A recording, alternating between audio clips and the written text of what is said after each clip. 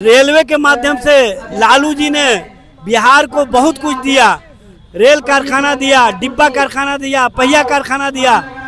आप उसको 1 इंच भी आगे बढ़ाने का काम नहीं किए।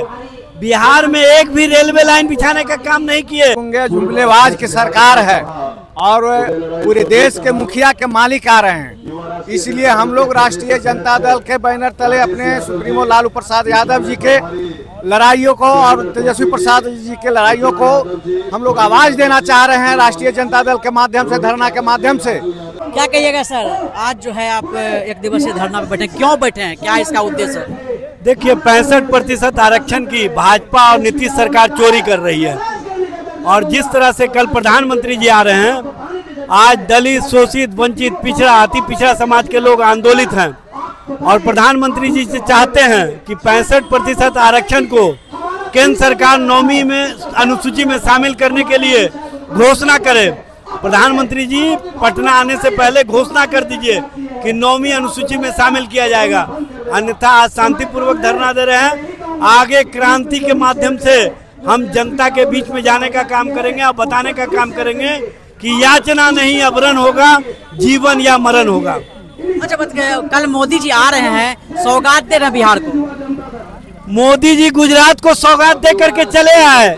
यहाँ पर जुमलाबाजी की बौछार करेंगे, यहाँ पर भरम और धर्म की राजनीति करेंगे, यहाँ पर लालू और तेजस्वी फोबिया को कहीं ना कहीं जनता के बीच में प्रस्तुत करेंगे। इनके पास बिहार में कहने के लिए कुछ नहीं है, बिहार को देने के लिए कुछ नहीं है। ये कहा करते थे कि बिहार के चीनी मिल को चालू करवा करके हम उसी चीनी मिल के चीनी से चाय पीने का काम करेंगे। प्रधानमंत्री जी 10 बरस हो गया, आप अब तक चाय नहीं पिए।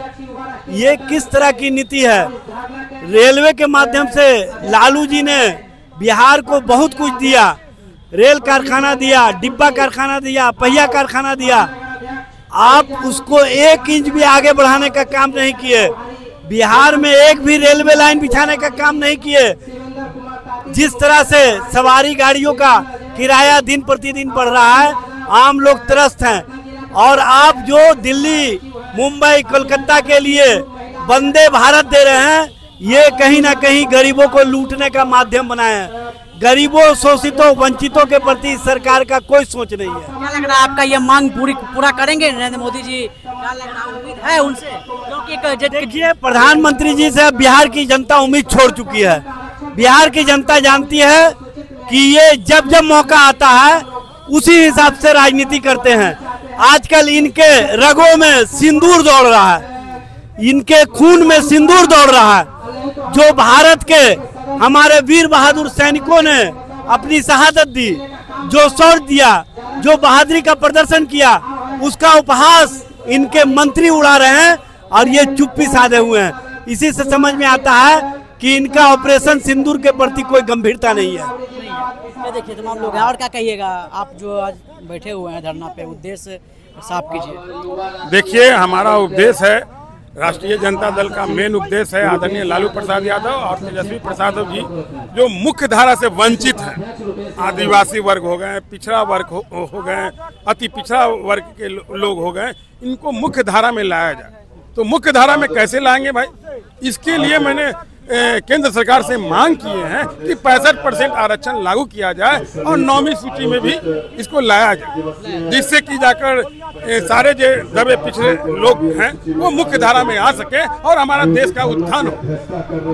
65% आरक्षण क्या लग रहा है नरेंद्र मोदी कल आ रहे हैं, क्या बिहार आने से पहले वो लागू कर देंगे?